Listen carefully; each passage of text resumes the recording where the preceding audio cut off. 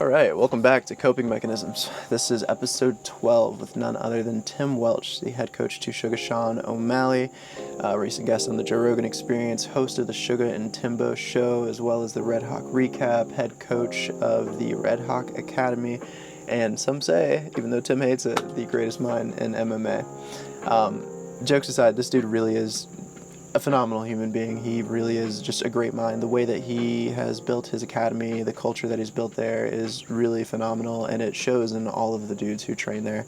They took us in and let us roll, and they've started an absolute obsession of jiu-jitsu in me. I've been going pretty hard since, a little bit too hard, honestly, since going out there, and since going deeper and deeper, I've just really come to appreciate how phenomenal of a coach Tim really is, and appreciate that culture that he's built out there.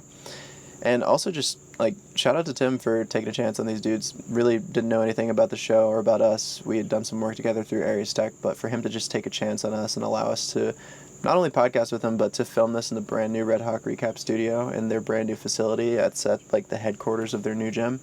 It's pretty phenomenal. Dude is just an absolute gem of a human being. Really cool guy. Same dude on and off camera. Again, those are the people that I really want to bring to the show and why I created this platform, hopefully to make health and wellness stuff a little bit more relatable for people. And it was just a really cool time. Super honored to be able to bring this one to you guys. So check it out. If you like it, leave a like, leave a thumbs up, subscribe, you know the things. Follow me on my socials if you want to keep up with what we're doing here. And thank you for the support. We are truly just getting started. And the fact that we are just getting started and I get to present to you today's guest is nuts. So without any further ado, this is episode 12 of Coping Mechanisms with Tim Welch. Dude, welcome to the show. Thank you for being here, brother. Dude, heck yeah. Thanks for popping out. I'm glad you guys have been enjoying your trip and you got to train a couple jiu-jitsu classes and just check out the community we've built. Dude, the community is insane. We flew in, I'd never really been to Arizona at all other than driving through, and got out here. My Florida boy instincts started popping off and I felt the sun. I was like, where's the beach? Where do you guys go? And we talked to the waitress. She's like, yeah, I don't really do any of that. And we're kind of poking around, farting around for the day and just kind of looking around. We're in suburbia, so I did not get the vibe at all until we went to your competition class. And I just see all these killers. And I'm like, dude, okay, this is why they're all here. They've developed just this tight-knit community of dudes who are going at it and so dedicated. Every single person is so dedicated that I've met. It's so cool what you cultivated. Yeah, it makes me feel so good, especially in the room now, because I've trained at a lot of big gyms over my life, and I always knew I was going to have a gym one day. I didn't think it was going to be as young as I am, have a gym, but having all those world-class people in my gym, training hard, helping each other get better, it's just, I'm really living my dream for sure. How old are you? I'm 34. Dude, what you've built here, just in terms of community, we're talking to Sean Fairchild about it too. Y'all have created this, have you heard of the third spaces kind of thing? How we used to have the churches and we used to have the social community settings. We used to have all these other spaces, but you guys have all the homies, you guys have all your businesses. You guys have this really rich community, even beyond the training, even lady in the coffee shop, all the homies, everybody's families are all around. You got a bunch of kids running around. It's this really beautiful, just community setting. How did you go about this? Where did this vision start for you? Dude, my last professional fight, I think I was about to be 28 years old, and it was a fight right before I get in the UFC. I lost on the Ultimate Fighter. I had a torn bicep, completely tore my bicep, but I'm like, I need the money to fight. So I went and fought this kid still. Ended up losing the fight, and Dana said, hey, win 2 more and we'll bring you back. And I won 2 more, and he still didn't bring me back. So I'm like, well, I'm just going to go fight for another paycheck. I'm going to go fight They lined me up with a fight against this Canadian guy who, on paper, I'm supposed to smoke. First punch of the fight, boom, he hits me with the uppercut. I'm like, oh, that was a good punch. But then my jaw was hanging off my face. It completely broke my jaw.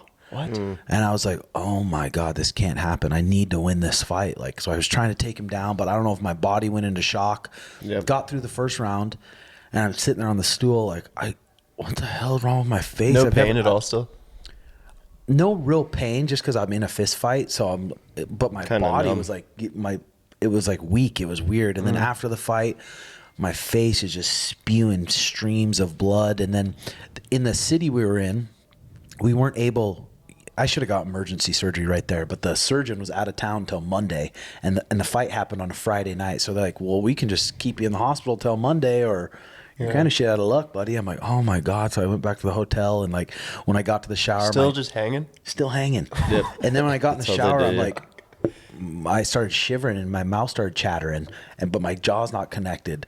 So I got out and I had to wait 2 days, travel to another city, and then I went to a surgeon who was going to fix it. And he's like, dude, this is a bad break. You should have had emergency surgery right away, because my jaw started healing like this. So they had to re-break it. Where was the break? Like It was right just away? like, I'm part Native American, so I have free dental. Yeah, so I I don't have get the free dental, but free dental. And I went there to get my wisdom teeth out, and they're like, they just pulled the teeth in front of my wisdom teeth just to take pressure off my face, and right there, back there, is where I broke the jaw.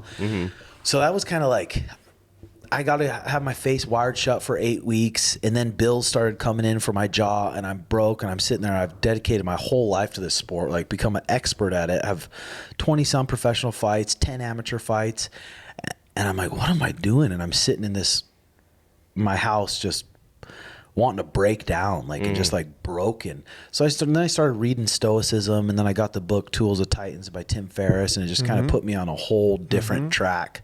So I kept hanging around the gym, and that's when I really started to kind of turn in more of the head coach of Sean. And then I was teaching a jiu-jitsu program as a brown belt, and they shut down the jiu-jitsu program.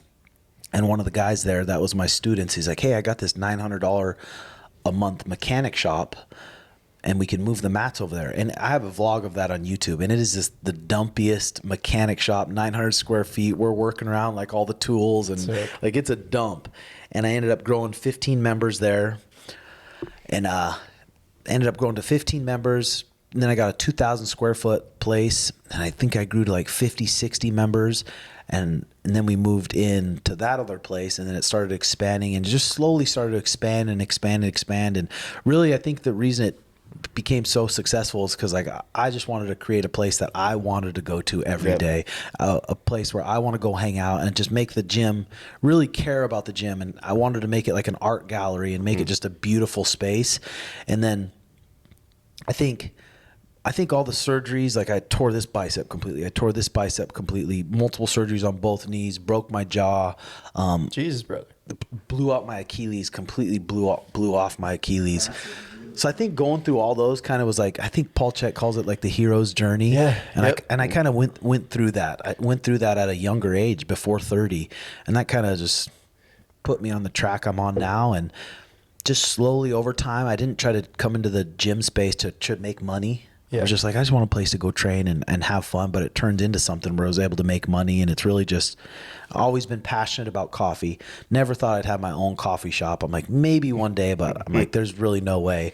But now I have my own coffee shop, and I think everyone feels the vibe. And same Sean Fairchild, he's been my student since the Mechanic Garage. Oh, okay. And he's been super passionate about health and that kind of stuff. And he opened his business too, and now we've just kind of grown together. It's been pretty special. Yeah. Like the interconnected web of, him, other Sean being a Paul Chek certified coach, and then you guys having interest in going after doing a podcast with Sean, similar interests, you create that vibe and the ability for others to flourish in their business around as well. Like even, Sean O'Malley versus a lot of other UFC champions.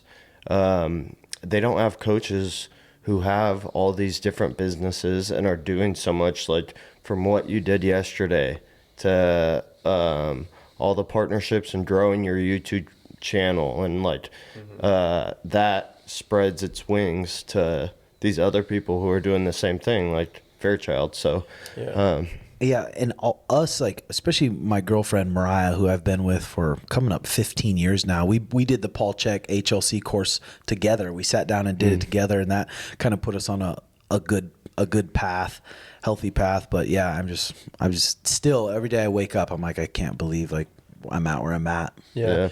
How did you get to the point, like, I really relate to this aspect of, like, kind of being the dude with the vision and being like, no, like, we can all have businesses, we can all grow together. And I know you were, like, plotting on this warehouse, being like, no, like, talking shit for a few years, like, we're going to get in there, dude. How did you get to this point, or, like, what was it in you that was, like, Like, was it the injuries that like kind of humbled you and made you be like, okay, cool, I've had my time to cut my teeth. Now I want to like give back and help others build. Like, how does that work in your head? Because you seem to really, I mean, when we talked to Fairchild about it, he's like, it's all Tim. Tim's the mastermind behind this whole thing. So like, how did you come to that? Yeah, I mean, shoot, I don't really know. I mean, since I was a young kid, even when I was in the MMA room, when I was 20 years old, there were sometimes I'm running practice for grown men who are in there fighting, and I'm running practice. I don't know where the kind of leadership came from, but I've always thought too, even with Sean O'Malley's from my state too, and there's never really been a UFC fighter from my state, and I'm like, well, this kid, I mean, he's definitely going to pass me up in stardom and everything, but I'm going to help him, and I'm going to do everything I can. I know I'm going to be successful with whatever it is. I just had that in my heart, so I'm going to try to make him the best fighter possible. And Did you just like see it in him? I saw it in him, the way he competed under the lights, and how he was so calm, and he was such a gamer. I didn't know really, like, right off the rip, like, oh, he's going to be a UFC champion. I knew he'd be a star. I knew he'd be a fan favorite. UFC champion's another level, but always just, and I think I read it in a book somewhere. I don't remember the book. Just trying to make everyone around me good and help everyone around me as much as I can. And if I have an idea, give it away, and just not really be stubborn and be like, no, I got to make myself successful. I can't let these guys be successful. And I don't know. I read that, and it maybe could have came from all the injuries and all like the pain I've been through, but I'm not really sure. It's a shift from like the finite to the infinite game, right? It's that aspect of it's not just about me. It's not like define winner and loser at the end of the time. It's like, no, I'm going to be in the state of abundance, and I'm just going to give everything back that I can. I'm just going to reinvest it all into the gym. I'm going to reinvest it to my community. I'm going to believe in these boys and just like really try to be there for them, because I mean, as we can see, it benefits everybody. It benefits you, but then everybody also grows, and then it comes right back around. You create this flywheel that you just so clearly have here. Yeah, and I think I'm thankful for martial arts too, and jiu-jitsu. I think a lot of it has just came from my daily habits, just compounded for years. For years, I've been into good, organic, healthy eating.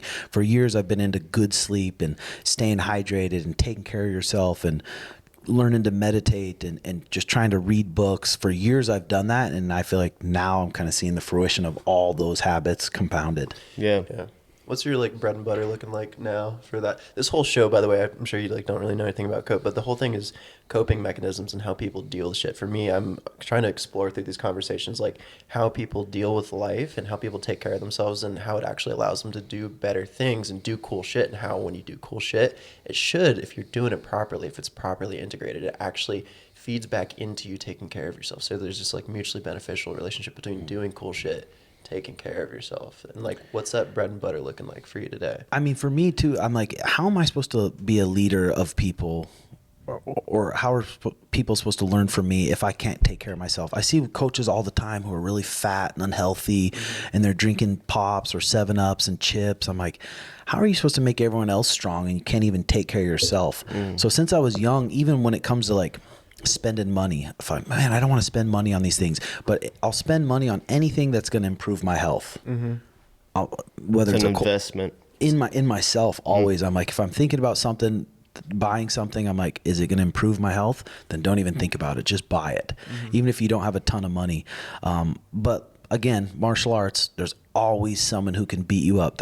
You're always going to get put in a tough situation. So even when your life's peachy, everything's going good, the bills are paid, like I know I'm going to go to practice and I'm going to be really uncomfortable. I'm going to have some good guy on top of me whooping my ass, and I'm going to have to find some air and find a way out. So I think being uncomfortable with martial arts a lot has helped me just be like, when I'm not training or anything, it's just made me be able to feel good. And being through all these surgeries where I'm just recovering, not being able to do nothing, it makes me like put in perspective, be like, damn, at least my jaw's not wired shut today. At least I don't have to get juice through my teeth today. And just always having a good perspective, just because of the shit I've had to go through, I guess. Yeah. You still find yourself getting put to work.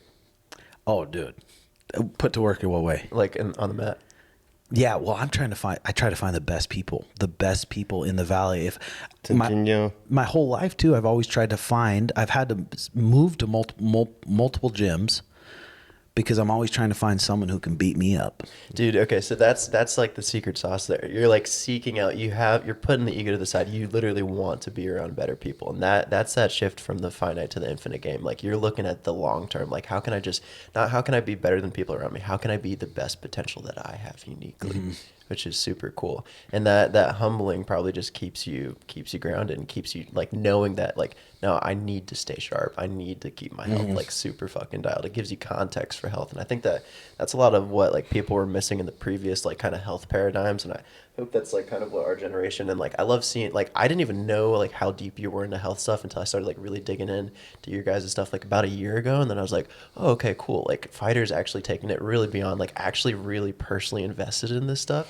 It just goes to show like that this narrative is shifting where it's becoming more relatable for different demographics of people who can still fuck around, can still have fun. It's not just, the chick in Venice Beach who's praying love and talks like this all the time. It's a different version of health. Yeah, I think with the podcast too, like I'm just a young punk kid scrub. Sugar's just a young punk kid scrub too, and we do that podcast and we talk about it. Like we talk about it to this younger generation of kids who are 17 to 25, young punk kids, and they're listening to us being like, "Oh, damn, they sleep good," or they're talking about healthy food and how important it is.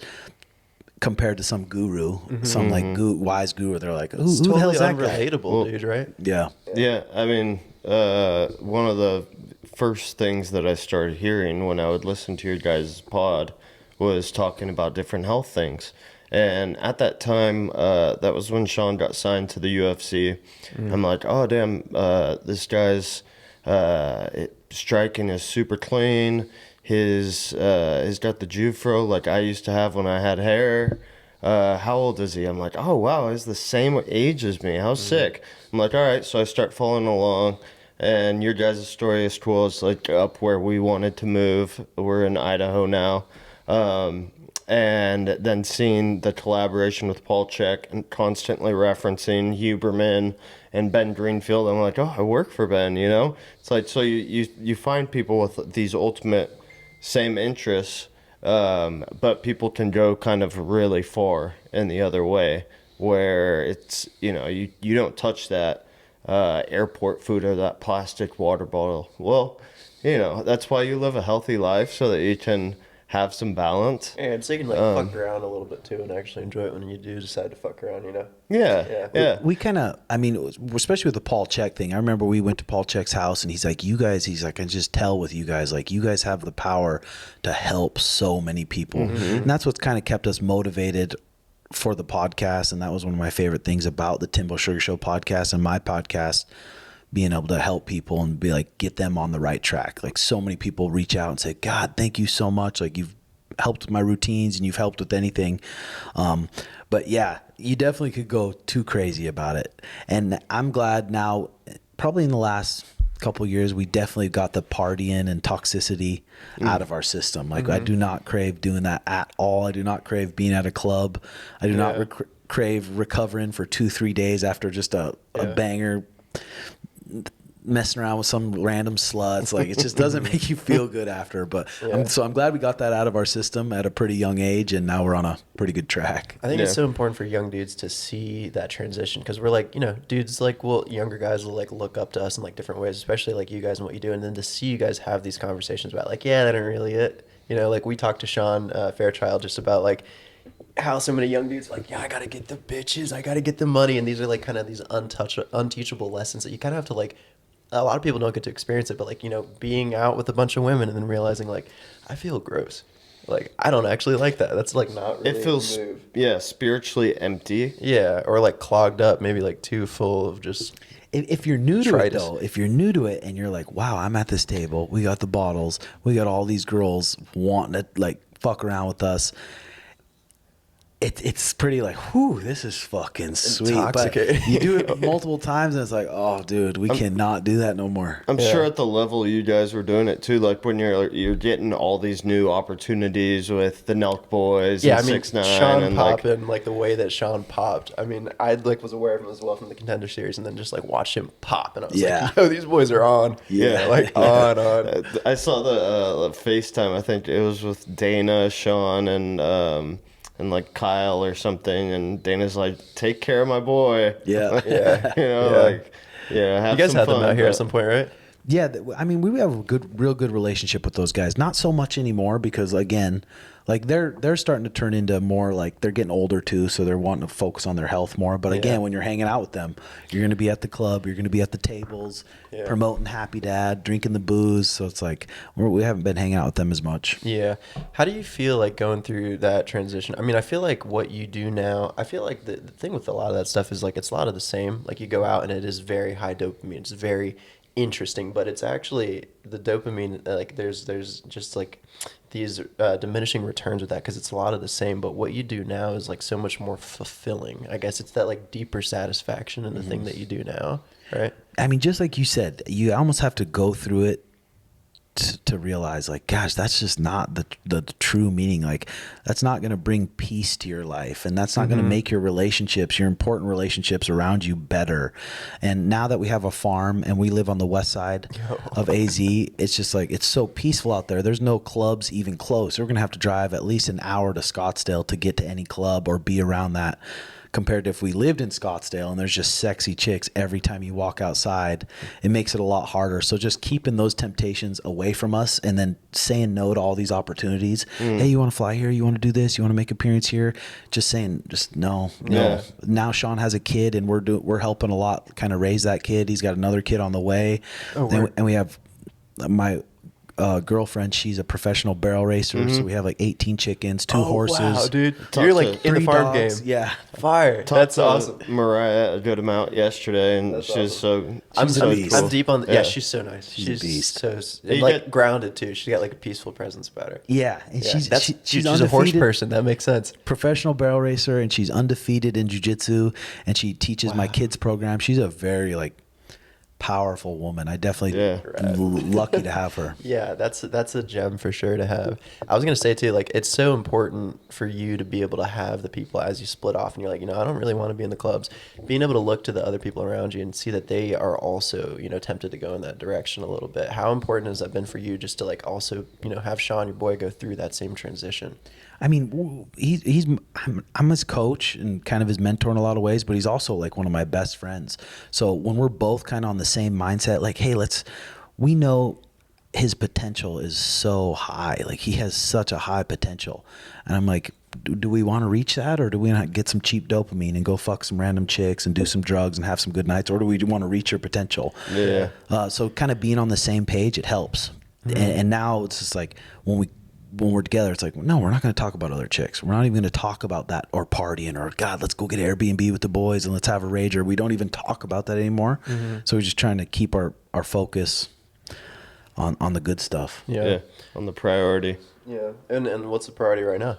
The priority right now is, I mean, I got this gym I'm about to open up, and it's a very expensive place. I mean, it's 12,000 square feet, and I'm having to build out the whole place. I'm having to build out the coffee shop. Thankfully, I've saved a lot of my money so I can put it all into it. And then also now he's got a title shot June 7th against Merab, who is the best bantamweight ever. Addressed yesterday, or announced yesterday, right? Yeah. The guy's on a 12-fight win streak. The last 4 people he's beat as previous champions. He's an absolute machine. Who did he beat before, Sean? He beat before Sean, it was Henry Cejudo.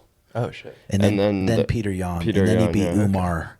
And then he beat Jose Aldo. He's an absolute tank. And if we're not crossing all the boxes off and doing everything we possibly can, we're not going to have a chance. And there's a chance Sean gets his ass whooped, but there's a good chance that he knocks Merab out and we finish him too. So we're just focusing on what we can control, staying dialed, doing everything we can to win that fight. Because we win that fight, it takes everything to another level. Yeah. Has that like curiosity around just like kind of being, you're a few years older than Sean, like 5? 3. 3. So you're like kind of leading the way, I guess, in like kind of this curiosity into stuff. Is that what led you to, be even curious about Aries and the whole EMF thing? Like how did that come to be? Because I know for myself, professionally, I stayed the fuck away from all EMF conversation because as a coach, as an advocate, I didn't want to give anybody anything that I couldn't actually like look to some legitimate science on.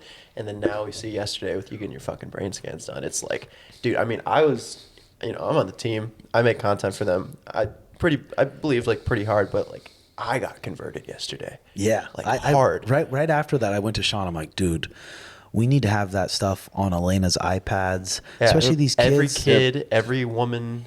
Well, they need to get her off an iPad in general. But It's yeah, so tough, dude. My I'm pretty girlfriend has a strict on all 10-year-old. that. It's brutal. I mean, Because it's of the flicker? Easier said than done. Yeah, well, especially when other people are taking care of her. Like when she's at our house, I'm saying. she's doing chores. She's going to get the eggs. She's helping Mariah clean up the horse poop. She's working out. Mariah doesn't allow her to be on tablets or any of that. But then she'll Good. go with her mom, and her mom will be like, get on the tablet, or here's some Cheez-Its. And so it's kind of a hard thing to balance. Yeah. But the Aries Tech, I remember, I think it popped up. I know Paul Chek talks about it all the time, and 5G and the dangers of 5G and the dangers of EMF. So I've always been interested in it, in blockers and trying to find it. And then I saw Ben Greenfield talk about it, and I've followed Ben Greenfield for a really long time. Then they partnered with the UFC. So I'm like, I was really excited to actually sit with that neuroscientist guy and just really get some tests done and just see for myself. Because I'm like, who's creating these things, and what are they? What is inside of them that is doing this? So I'm always curious with that, but then just seeing it proven right in front of me, I mean, you can't deny it. Yeah. The what's in the things is like so complex from like a physics perspective. Like, I mean, we've dug through like as best. I mean, that's like what our job is to do. Like we're kind of independent contractors for them, and we write a lot of the articles that like kind of distribute a lot of the information on it. And like even the specific hows, like we have an understanding of like the fractals and the resonance and all the things, but like when you see the what is actually happening and you get context for the why, like you having a 20% change in heart rate variability. What the fuck is that? That's dude? a massive Like, what the point hell? of Yeah, that data. was weird. That was I mean, I didn't know that was even on the table. Yeah, and it's crazy even thinking about that and just thinking about Sean's performance at the Sphere too. We didn't get to walk out and see that Sphere until we were walking out for the fight. Oh, really? And he's so like, I mean, he's really in tune with his body, really Visualization and all that. just and that, and just those little things like the reaction time and the milliseconds and the knees that skimmed by Merab's head that would have changed the fight. He just looked flat that night, and I don't know if it had to do with. The doctor said yesterday he has a friend who has an apartment 300 yards away from the Sphere, and when he took out his EMF reader, it just redlined like right away. Like it's so powerful, that EMF. I mean, when you think about a dome like that with like all of the 5G repeaters in there, like, and especially once you do realize that there are some effects from just one fucking phone to your head. Imagine being in a sphere, super concentrating all of that. Like, there's no way that that's not going to have some sort of effect, even if it is subtle, even if it is just milliseconds. You know, on top of whatever the fuck else you have going on, it's going to compound that. Yeah, and I think it's good too, just more and more helping people be like, hey, don't sleep next to your phone. Don't sleep with this thing next to your head, and don't sit there and scroll until you fall asleep. And then you wake up and start scrolling again. I'm like, you're just frying your brain. So helping spread the word about that, I think will help a lot of people too. Yeah, and get away from your balls, boys. Like, what the fuck is going on? Yeah. That's going to be mostly infertile by 2045. We cannot be running those numbers. Right. yeah, I mean, I have a lot of things to say about that, and I won't right now. But even with like putting the LifeTune 1 on my phone, so I have it underneath my phone case here, and then that way I don't have to swap it out or it doesn't get damaged on my case. Yeah, I have that one too. I still won't put it I don't in. trust it on the case. You don't trust what? I don't trust it on the case, dude. I lost one, the first one they sent to me. I lost it right away. You don't trust it on the. Oh, you got it on the back? Oh, it fell off. See? You see what I'm saying? Where the hell did it go? So the new I trust the necklace. I think I actually pulled this off because I was trying to do Snapchat and I had a magnet. Yeah. So I'll get one. Now they're sending out extra adhesive packs with it so that you can like actually take it off and like once you notice it getting a little bit loose, you can redo it. Sweet. That's the way to do it. Yeah. But Yeah. I mean, I just will lose shit. I'm just such a fucking idiot and shit like Yeah. that. I think having it like on your person, like a keychain or a necklace. I like it by the heart Going- too. Thinking about the HRV thing, really. I mean, that just fucking freaks me out. Thinking about HRV, dude. Yeah. Like the parasympathetic sympathetic like switch and like that whole thing. Like it's really interesting. It was really cool to see Dogris. What a fucking wizard. Yeah, he's a cool dude. I love learning super from him, and fascinating just especially my guys too at the gym. I'm like, these guys, if you guys weren't there for us sparring, but we spar hard. And talking to him about every time you get boom, punch, ding, and you hear a little ringing, I'm like, that happens every time you spar. Yeah. And that is a concussion. And there's even the subconcussive trauma too. Like I was a soccer player. Apparently, like the little hits too, just like head in the ball, 50 times a day. You just like doing light taps too. It's just every time you're rocking the brain. Him talking about it being like the onion too. Every time you peel off a layer, that layer ain't coming back. Dude. Yeah, I'm It like, freaks you out. It makes me so thankful though that I kind of got out of fighting when I did. Yeah. And then when you have the permeability of the blood-brain blood, barrier. you know, microplastics, heavy metals, things are able to cross over It gets sketchy super easily. Like they found microplastics in 100% of the brain, testicles, and placenta that they've tested. The placenta They found thing's it in bone freaky. marrow. I mean, it's seeping in from so many angles. So EMF exacerbates these It opens existing up the issues. blood-brain barrier. That's like one of the other really freaky things, and like we don't really have a way to see that other than through biopsies, and that's like another area where like shit's just gonna. I mean, I feel like we're in this weird time where we're exposed to all these fucking variables. I mean, since they really started blasting crops of pesticides in like '92 and all these fortified, folic acid and all this shit, like we don't really know the world that we're in. And you look back at like cigarettes, all the fucking doctors in the 40s and 50s being like, this is your doctor's favorite cigarette, like you should smoke these cigarettes. All the people that waited for the science to come out and clear still kept smoking cigarettes in the meantime. So it's like we're in this weird new renegade, new wild west of just like what health is really looking like and like what it can be. And like it's up to us, like people like us talking about these things and having these conversations to like really lead the way and start to spread these seeds for some of these fellas that might not know until it's much too late. If we can just shift a couple guys to, maybe that guy gets to have a fucking kid. That's a huge difference in that guy's entire trajectory. And maybe he's a little bit healthier. Maybe he can have a career because he's a little bit more sharp. Yeah. Yeah. Yeah, no, for sure. Yeah. For sure. Yeah. Maybe it doesn't drain the pocketbook, trying to keep up with the disease, because that's like, it's great to track your macros and know what the toxins are and eat all organic and encourage people to do all these things. But it's like, what are you doing that for? Just a six pack, or are you really wanting to be fit for service? Are you want to be ready to be there for the people that need you, not be a liability, Yeah, I mean, if you dial in your health, I mean, especially your relationships are going to be better. The way you react to things and just be pissed off. If you dial in your relationships, dial in all these things, I'm like, you're just going to have a more peaceful life. You really are. Everything is so much better, dude. Everything, like the window's clear and you can actually see and start to figure out where you need to go if you're dialed in. That's why I'm so thankful again for mixed martial arts, because if without it, I don't know what I would. That's the reason with fighting, it's like you're just trying to find every little thing. You got to improve your boxing, you got to improve your Muay Thai, you got to improve your wrestling, you got to improve your cage wrestling, you got to improve your jiu-jitsu, and then you got to combine all those together. And then the most tiring thing in the world is MMA fighting. If you MMA sparring and MMA fighting, you have no idea how tired you get and how much pressure's on you when you have thousands of people. With Suge's case, millions of people watching you this one moment and all this build up to this one moment, all these people talking and having to stay present in the moment in situations like that. It's just another level. So all these little things, even if it just helps a little bit, they just add up, especially at the championship level. When you're at the highest level, those little things mean a lot. Yeah, I mean, I have such a different respect for I experience every fucking cliche that I thought that I knew about just jiu-jitsu, like over the past couple of days training with you. I mean, you're so gracious to Was that your first? Dude, first time as an adult.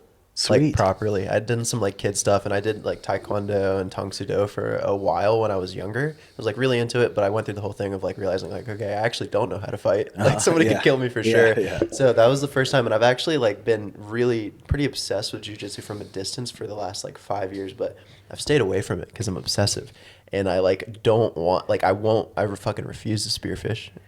I can't do that. I can't get any land because I'm gonna be fully dedicated to the land. So I'm like, I've been just keeping it back, and then Kyle like threw this at me. I'm like, this is gonna fucking start.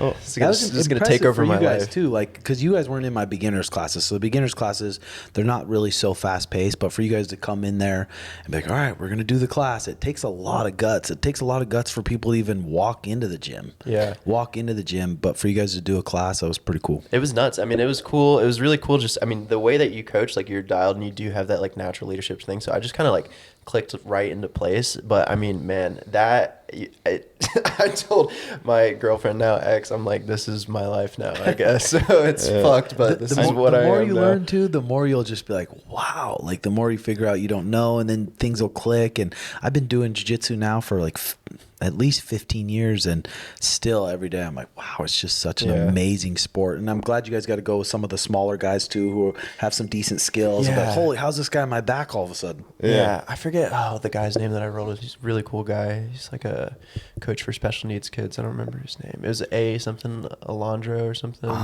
Yeah, I mean, that was really that good was guy. a pretty big class. I don't know. He's a really cool guy, but yeah, I mean, everybody like he was like, I've only been rolling for like 2 or 3 years. I was like, oh, okay, cool. So this will be chill, and he just fucking destroyed me. Yeah. Dude. That could mean a holy lot of shit. different things. Yeah. Sometimes Well, they're he's been like going. He coming told me after. He's like, yeah, 5 days a week, and I was like, oh, Yeah. okay, yeah. Yeah, and that's why one thing I really like about the gym too is like everyone in there is really nice and really respectful. Like Yes. really nice, really respectful. And I always say, hey, when someone new walks into that door, don't be afraid to go and say hi and just make them feel a little bit more comfortable.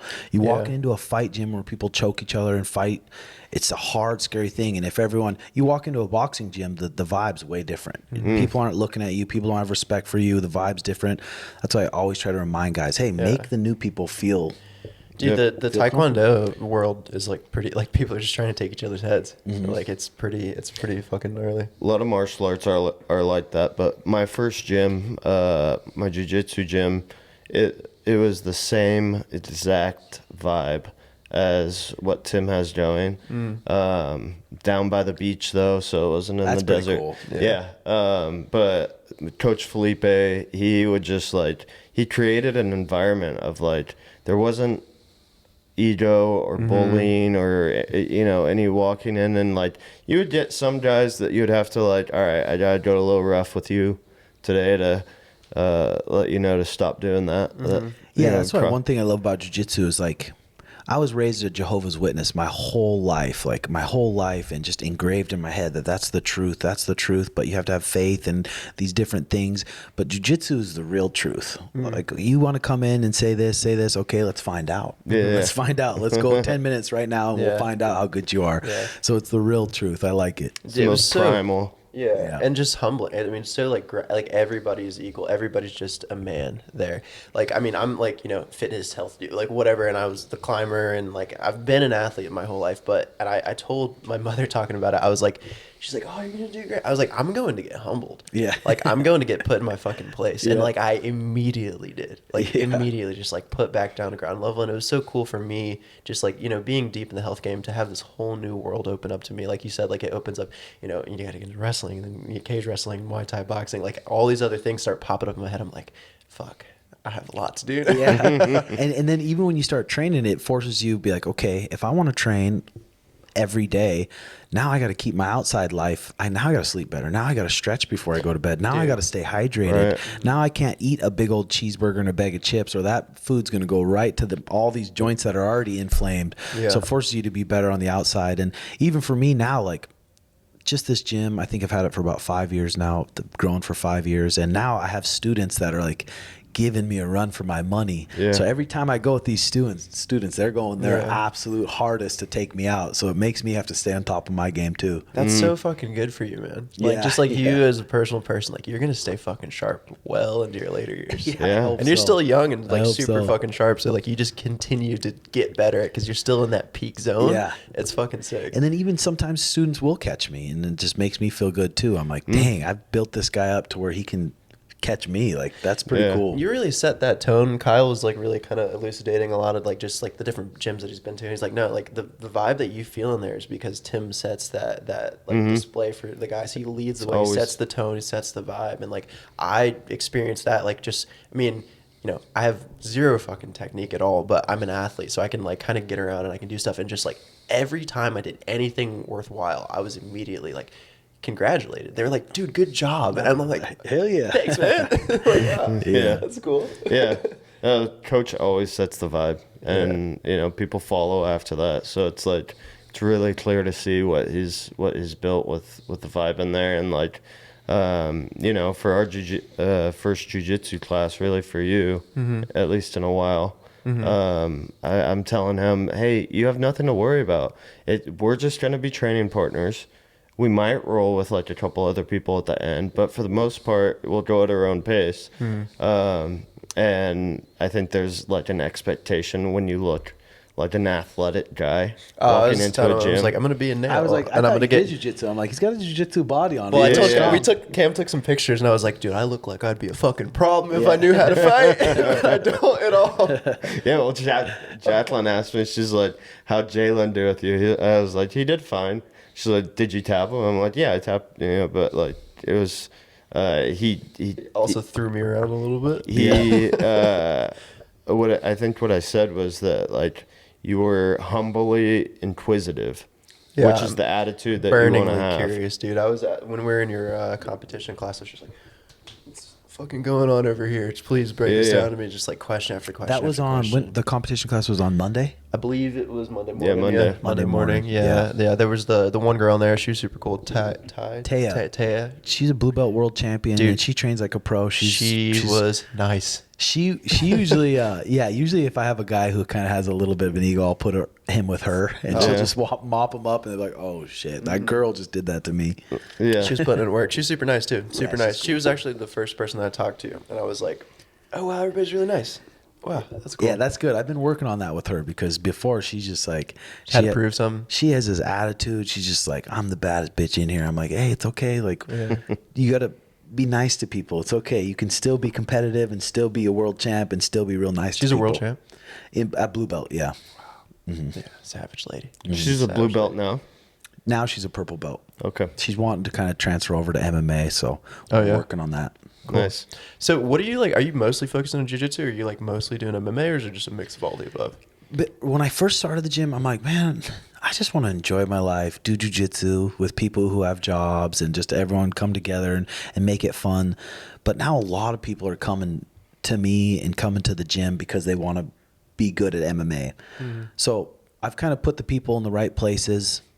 I have a lot of great coaches that can build the program. I'm kind of taking a step back a little bit from the gi jiu-jitsu and focusing more on the no gi and the MMA program for the competitors.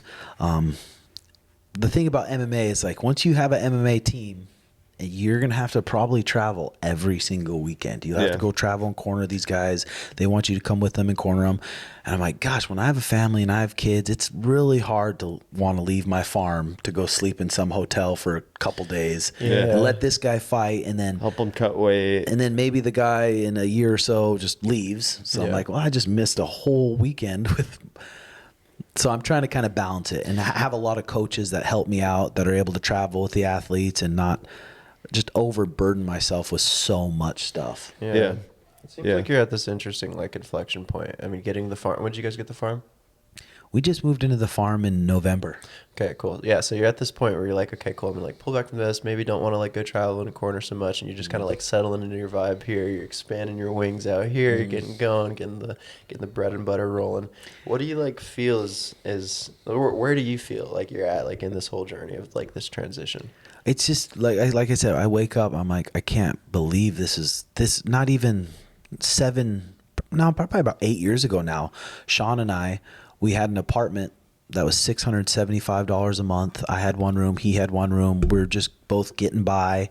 And now, fast forward to now where we bought, I mean, I think we have 7.5 acre farm with houses on each side. I'm like, I just have to, it's easy to get in that mindset where hey, we got to keep growing, we got to keep building. But I'm just like, I just got to enjoy this, enjoy the journey, and just enjoy what I have now. Always, even back when we were broke, though, we were good about just enjoying what we have now. Some of those were the best memories, and we were just as happy then. Probably not quite as at peace because you're not sure what the future holds. But just reminding myself to enjoy it and learning to say no to things, learning to say no to people. Everyone wants to have you on the podcast. Everyone wants you to go to this trip or go to dinner or propose you with this business deal, just learn to say no, because my time for my couch and my animals and my YouTube time, that's my time. That's not free time to just be like, okay, I can book this or I can book this call. Learn to say no and learn to just take care of my time more, because that's most important. You feel like you're at peace?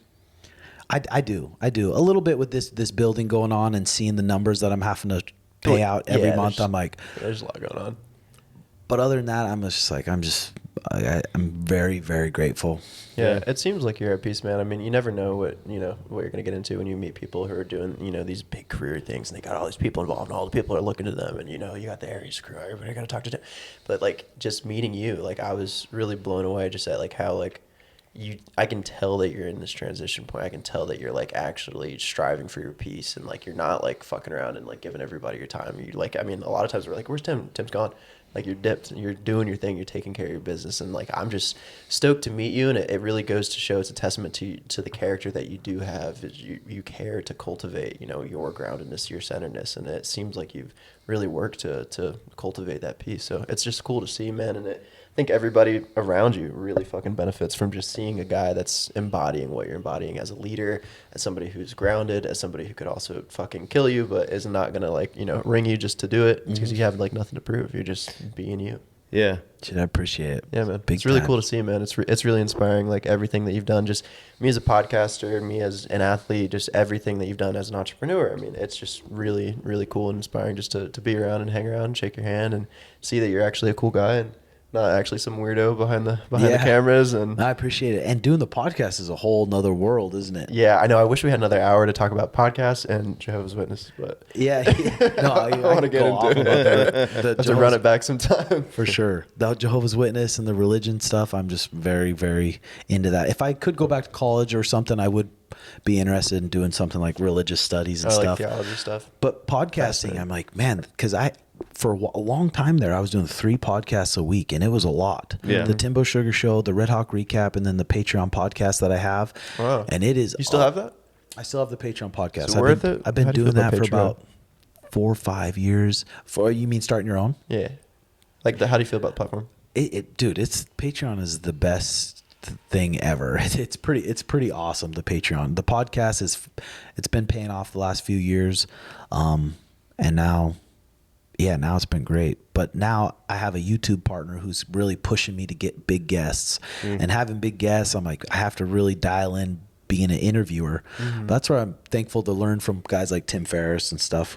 He's the one who made me want to start a podcast 6 years ago. Is he? Yeah. He was just traveling around with his little. I saw you with a Zoom H6 in the drawer. I was like, oh, he knows. That was with the OG Zoom H6 too. Yeah. I have the OG H4. Yeah, but because of podcasting, Tim. so fun. Just being able to sit down with someone without the phone and just get a talk and stuff. It does get a little bit stressful when you're like, man, we got to get the